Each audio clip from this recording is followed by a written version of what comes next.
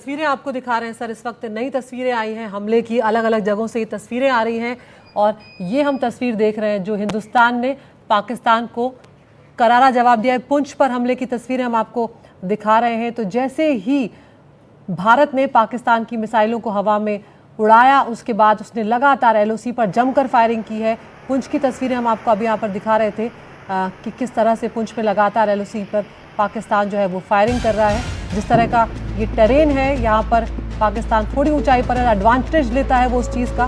पुंछ में पाकिस्तानी हमले का सीसीटीवी जो है वो सामने आया है और इसमें आपको अंदाज़ा होगा कि किस तरह से हेवी शेलिंग पाकिस्तान लगातार कर रहा है। मोर्टार जो है उससे हमले करता हुआ नज़र आ रहा है। और पुंछ और राजौरी वो सेक्टर है सिकता जहाँ पर नुकसान भी काफ़ी हुआ है, जैसा कि अभी हम हमारे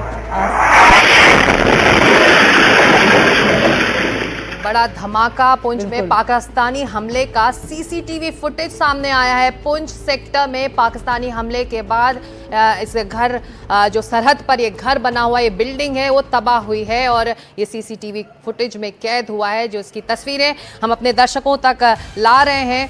सर, ये लगातार शेलिंग, सीज फायर का उल्लंघन, तो ऐसे में ये जो तस्वीरें बता रही हैं कि पाकिस्तान रुकने वाला नहीं है, ये छोटी छोटी कोशिशें करके तंग करता रहेगा अभी फिलहाल सरहद पर। ऐसा करके वो तीन मकसद हासिल करना चाहता है। एक, इस तरह से करके वो इंडियन आर्मी का सर डाउन रखना चाहता है, यानी वो दिखाना चाहता है कि सर माफी चाहूंगी, रोकना पड़ेगा आपको यहाँ पर। हम मुकेश सिंह सेंगर के पास जाएंगे। मुकेश, ये जो पुंछ की तस्वीरें आई हम देख रहे हैं, बड़ा हमला यहाँ पर पाकिस्तान की तरफ से किया गया है। कब की तस्वीरें मुकेश और इस वक्त क्या डिटेल्स आपको मिल रहे हैं? देखिए, तस्वीरें बीती रात की हैं जब पाकिस्तान की ओर से हैवी फायरिंग की जा रही थी और वहां पर लगातार जो है पाकिस्तान की ओर से जो मोर्टार हैं या जो स्मॉल आर्म्स हैं, आर्टिलरी गन्स हैं, उनसे जो फायरिंग की जा रही थी उसकी तस्वीरें हैं। और उस दौरान किस तरह से ब्लास्ट हुआ और वहां पर किस तरह से नुकसान हुआ उसकी ये तस्वीरें हैं। तो पुंछ में कल लगातार पाकिस्तान की ओर से फायरिंग की जा रही थी और न केवल पुंछ बल्कि आसपास रखते जितने भी इलाके हैं, पुंछ के अलावा अखनूर है, नौगांव सेक्टर है, इसके अलावा कुपवाड़ा है, उरी है, इन तमाम जगहों पर फायरिंग होती जिसके सबूत, जिसकी तस्वीरें अब लगातार बारी बारी सामने आ रही हैं। और इनमें देखा जा रहा है कि पाकिस्तान किस तरह से जो रिहायशी इलाके हैं जहां पर सिविलियंस रहते हैं उनको टारगेट कर रहा है। ये उसके सीधे सबूत हैं जो कि कैमरे पर कैप्चर हुए हैं और पाकिस्तान की जो हरकत है, जो करतूत है, वो इसमें कैद हुई है कि किस तरह से वो सिविलियंस को टारगेट कर रहा है। अभी मैं बारामूला में था, वहां पर कुछ बच्चे मुझे मिले जो घायल हो गए थे, कुछ महिलाएं मिली जो भर्ती हैं अस्पताल में। तो बच्चों को भी टारगेट किया जा रहा है, महिलाओं को भी टारगेट किया जा रहा है। तो ये साफ तौर पर देखने को मिल रहा है कि किस तरह से पाकिस्तान ने बीती रात लगातार घंटों फायरिंग की है, घंटों गोला बारूद दागे हैं। हालांकि भारतीय सेना ने उसका मजबूती से जवाब दिया है और पाकिस्तान की तरफ भी काफी नुकसान हुआ है, ये जानकारी मिली है। जी, स्थानीय प्रशासन इन जो लोग हैं जो सरहदी इलाके में रहते हैं, मुकेश आप वहां बने हुए हैं, उनको सुरक्षित स्थानों पर शिफ्ट किया जा चुका है, उनके इंतजाम किए जा चुके हैं, आप क्या देख रहे हैं? देखिए, बिल्कुल धीरे धीरे जो एलओसी के आसपास के इलाके हैं, सीमावर्ती गांव हैं या छोटे शहर हैं, उनमें रहने वाले तमाम लोगों से कहा गया है कि वो सुरक्षित स्थानों पर चले जाएं। अगर वो नहीं जाना चाहते हैं तो अपने घरों के अंदर रहें। अगर घर में बंकर है तो बंकर के अंदर रहें, क्योंकि अभी जो फायरिंग है वो कल से लगातार तमाम जो एलओसी के आसपास का इलाका है वहां पर लगातार फायरिंग चल रही है और जो पाकिस्तानी सेना है वो रुक रुक कर फायरिंग कर रही है और वहीं जो भारतीय सेना है वो भी इसका मुंह तोड़ जवाब दे रही है। लेकिन चूंकि आसपास कई गांव हैं, कई शहर हैं, कई लोग वहां पर रहते हैं, तो उनसे सुरक्षित स्थानों पर जाने के लिए कहा गया है और जो हमारे असैनिक बलों के जवान हैं वो भी इन लोगों को सुरक्षित स्थानों तक पहुंचा रहे हैं ताकि किसी को कोई दिक्कत ना हो। और कुछ जगहों पर हेल्पलाइन नंबर भी जारी किए गए हैं ताकि लोग हेल्पलाइन नंबर पर फोन कर अगर कोई मदद चाहिए तो वो ले सकते हैं।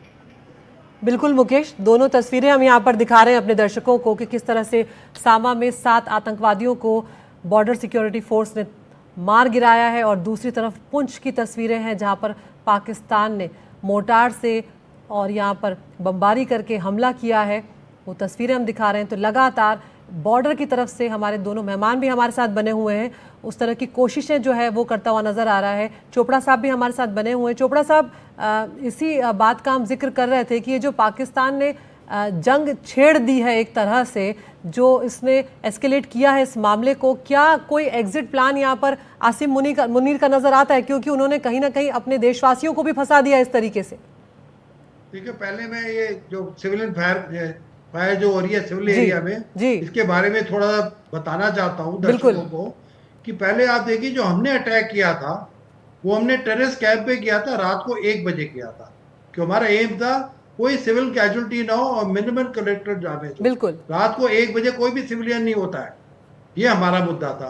अब पाकिस्तान कोई भी प्रोफेशनल आर्मी है वो सिविलियंस पे निहत्तों पे कोई वार नहीं करती है।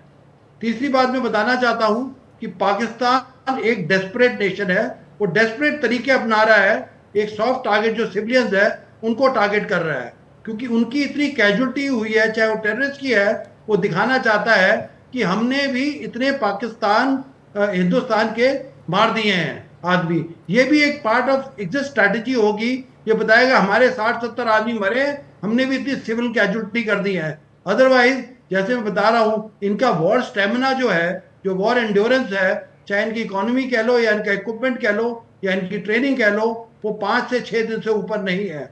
और ये जो वॉर का टेम्पो है ये 2-3 दिन रहेगा, उसके बाद इनकी जो मोराल है, इंडियन आर्मी की जो मोराल बहुत हाई है, इनकी आर्मी का मोराल डाउन है। इनका इक्विपमेंट भी आपने देखा है, इनके 4 जहाज हमने गिरा दिए हैं, 50 से ज़्यादा ड्रोन गिरा दिए हैं, इनका एमुनिशन खत्म हो रहा है। और इनको हम कोशिश कर रहे हैं कि IMF से और वर्ल्ड बैंक से कोई एड ना मिले तो इनको इसी तरह से घुटने टेकने पड़ेंगे। चाइना भी इनको कोई एड देकर तैयार नहीं है। वेस्ट एशिया भी हमारे बहुत अच्छे दोस्त हैं, सऊदी अरेबिया कह लिए, UAE कह लिए, ईरान के लिए, वहां इनको कोई सपोर्ट नहीं आएगा, तो इनके पास कोई चारा नहीं रहेगा। तो ये फेस सेविंग का तरीका निकाल रहे हैं कि अपनी पब्लिक को बताने के लिए कि हमने भी इंडिया पे, भारत पे इतनी कैजुअलिटीज कर दी हैं। तो ये भी एक एग्जिट स्ट्रैटेजी है। उसके बाद ये कहेंगे हम इससे ज्यादा एस्केलेट करना नहीं चाहते हैं। और अंदर की बात ये है कि जो इनके चीफ है आसिम मुनीर, उनके ऊपर भी बहुत दबाव बना हुआ है, इंटरनल टर्मोइल बहुत है, स्पेशली जो इंडस वाटर का पानी कभी छोड़ा जाता है, कभी रोका जाता है, लोग बहुत परेशान हैं।